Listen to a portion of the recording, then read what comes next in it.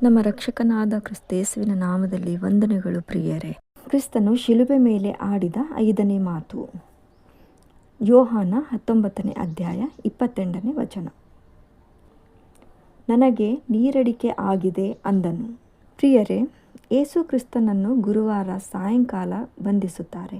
ನಂತರ ವಿಚಾರಣೆ ನಡೆಯುತ್ತದೆ. ಯಾವ ತಪ್ಪು ಮಾಡದಿದ್ದರೂ ಸುಳ್ಳು ಆರೋಪ ಹೊರಿಸಿ ರಾತ್ರಿಯಿಡೀ ಬೇರೆ ಬೇರೆ ಸ್ಥಳಗಳಲ್ಲಿ ವಿಚಾರಣೆಗೆ ಕರೆದೊಯ್ಯುತ್ತಾರೆ. ವಿಚಾರಣೆ ನಡೆಯುತ್ತದೆ. ಬೆಳಗಾಗುವ ವೇಳೆಗೆ ತೀರ್ಪಾಗುತ್ತದೆ. ಅದು ಶಿಲುಬೆ ಮರಣದ ಶಿಕ್ಷೆ.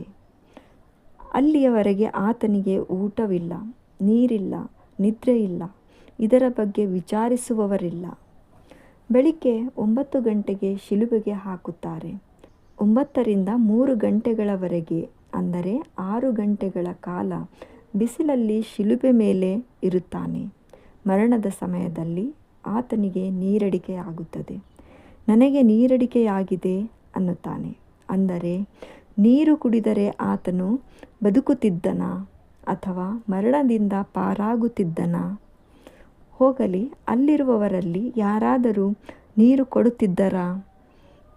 ಅವರಿಗೆ ಆ ಧೈರ್ಯವೂ ಇರಲಿಲ್ಲ, ಆ ಮನಸ್ಸೂ ಇರಲಿಲ್ಲ. ಅಂದ ಮೇಲೆ ಆತನು ನೀರು ಯಾಕೆ ಕೇಳಿದನು? ಆತನು ಸಾವಿರಾರು ಜನರಿಗೆ ಊಟ ಕೊಟ್ಟನು. ಅನೇಕ ಅದ್ಭುತ ಕಾರ್ಯಗಳನ್ನು ಮಾಡಿದನು. ಆತನಲ್ಲಿ ಅಂಥ ಶಕ್ತಿ ಇರುವಾಗ ತನ್ನ ದಾಹವನ್ನು ತೀರಿಸಿಕೊಂಡಿಲ್ಲ ಯಾಕೆ? ಆತನು ದೇವಕುಮಾರನು, ದೇವರು ಅಲ್ಲವೇ? ಇದಾದ ಮೇಲೆ ಯೇಸು ಈಗ ಎಲ್ಲ ತೀರಿತೆಂದು ತಿಳಿದು ಶಾಸ್ತ್ರದ ಮಾತು ನೆರವೇರುವಂತೆ ನನಗೆ ನೀರಡಿಕೆ ಆಗಿದೆ ಅಂದನು. ಧರ್ಮಶಾಸ್ತ್ರದಲ್ಲಿ ಪ್ರವಾದಿಗಳ ಮೂಲಕ ಕ್ರಿಸ್ತನ ಜನನದಿಂದ ಮರಣದವರೆಗೆ ಎಲ್ಲದರ ಕುರಿತು ಹೇಳಲ್ಪಟ್ಟಿದೆ. ಈ ಎಲ್ಲ ಪ್ರವಾದನೆಗಳು ನೆರವೇರಬೇಕು. ಕೀರ್ತನೆಗಳು 69ನೇ ಅಧ್ಯಾಯ 21ನೇ ವಚನ. ನನಗೆ ಉಣ್ಣುವುದಕ್ಕೆ ಕಹಿಯಾದ ವಸ್ತುವನ್ನು, ಬಾಯಾರಿದಾಗ ಹುಳಿ ದ್ರಾಕ್ಷಾರಸವನ್ನು ಕೊಟ್ಟರು.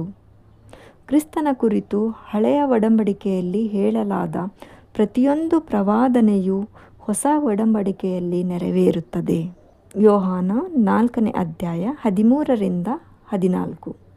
ಯೇಸು ಆಕೆಗೆ, ಈ ನೀರನ್ನು ಕುಡಿಯುವವರೆಲ್ಲರಿಗೆ ತಿರುಗಿ ನೀರಡಿಕೆಯಾಗುವುದು. ನಾನು ಕೊಡುವ ನೀರನ್ನು ಕುಡಿದವರಿಗೆ ಎಂದಿಗೂ ನೀರಡಿಕೆಯಾಗುವುದಿಲ್ಲ. ನಾನು ಅವನಿಗೆ ಕೊಡುವ ನೀರು ಅವನಲ್ಲಿ ಉಕ್ಕುವ ಒರತೆಯಾಗಿದ್ದು ನಿತ್ಯ ಜೀವವನ್ನು ಉಂಟು ಮಾಡುವುದು ಎಂದು ಹೇಳಿದನು. ಪ್ರಿಯರೇ, ನಿತ್ಯ ಜೀವವನ್ನು ಉಂಟು ಮಾಡುವ ನೀರನ್ನೇ ಕೊಡುವ ಸ್ವಾಮಿಗೆ ತನ್ನ ದಾಹ ತೀರಿಸಿಕೊಳ್ಳುವುದು ಕಷ್ಟದ ಕೆಲಸವಲ್ಲ. ಇದು ಧರ್ಮಶಾಸ್ತ್ರದಲ್ಲಿನ ಪ್ರವಾದನೆ ನೆರವೇರಲು ಹೇಳಿರುವಂಥ ಮಾತು.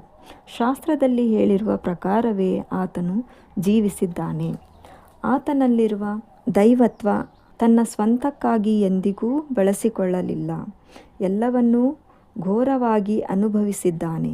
ಒಂದು ವೇಳೆ ಆ ಎಲ್ಲ ಸಾಮರ್ಥ್ಯ ಶಕ್ತಿಯನ್ನು ತನಗೋಸ್ಕರ ಉಪಯೋಗಿಸಿಕೊಂಡಿದ್ದರೆ ದೇವರಾದ ಆತನನ್ನು ಯಾರೂ ಬಂಧಿಸುವ, ಅವಮಾನಿಸುವ, ಹಿಂಸಿಸುವುದಿರಲಿ ಮುಟ್ಟುವುದಕ್ಕೂ ಆಗುತ್ತಿರಲಿಲ್ಲ.